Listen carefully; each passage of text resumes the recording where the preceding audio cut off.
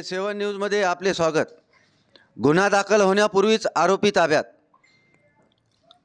शहरालगत गारमाळ शिवारात अनोळखी मृतदेहाची कृत्रिम पायावरून ओळख पटलेली असून सदर मृतदेह सुरेश सांगळे वय वर्ष 35 राहणार केळी तालुका औंढा याचा असल्याचे स्पष्ट झाले आहे। पोलिसांच्या पथकाने 10 फेब्रुवारी शनिवार रोजी पहाटे हट्टा शिवारातून संशयित आरोपीला ताब्यात घेतले आहे। त्याची सखोल चौकशी सुरू झाली आहे। पोलिसांनी दिलेल्या माहितीनुसार हिंगोली शहरालगत गारमाळ शिवारात एका तरुणाचा मृतदेह शुक्रवारी दिनांक 9 फेब्रुवारी रोजी सायंकाळी आढळून आला।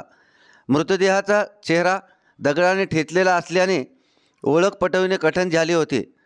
त्यानंतर पोलीस अधीक्षक जी श्रीधर, अपर पोलीस अधीक्षक अर्चना पाटील यांच्या मार्गदर्शनाखाली पोलीस निरीक्षक नरेंद्र पाडळकर, जमादार अशोक धामणे, विलास वडकुते, धनंजय क्षीरसागर, गणेश लेकुळे यांनी बेपत्ता व्यक्तीचा शोध सुरू केला।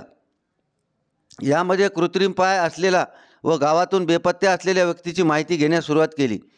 औंढा नागनाथ पोलीस ठाण्याचे जमादार संदीप टाक यांनी त्यांच्या परिसरातील बेपत्ता तरुणाची माहिती दिली।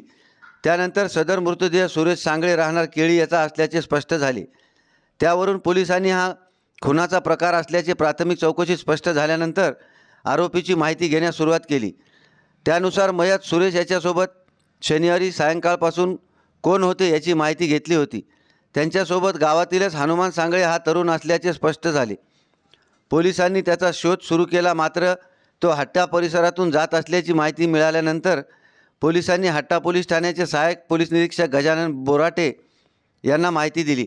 त्यानंतर दिनांक 10 फेब्रुवारी रोजी पहाटे हनुमान या संशयावरून ताब्यात घेतले आहे। पोलिसांनी त्याची चौकशी सुरू केली आहे।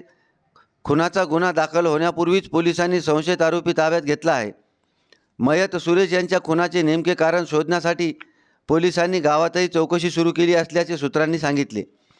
या मोहिमेत स्थानिक गुन्हे शाखेचे सहपोलीस निरीक्षक शिवसाम घेवारे, अंमलदार राजू ठाकूर, नितीन गोरे, नरेंद्र साळवे, आकाश टापरे, आजम प्यारेवाले, प्रशांत वाघमारे, तुषार ठाकरे, दत्ता नागरे, सहपोलीस निरीक्षक गणेश मोरे, संभाजी लेकुळे, अशोक धामणे, क्षीरसागर यांनी सहकार्य केले। A7 न्यूजसाठी अनिस अहमद, हिंगोली।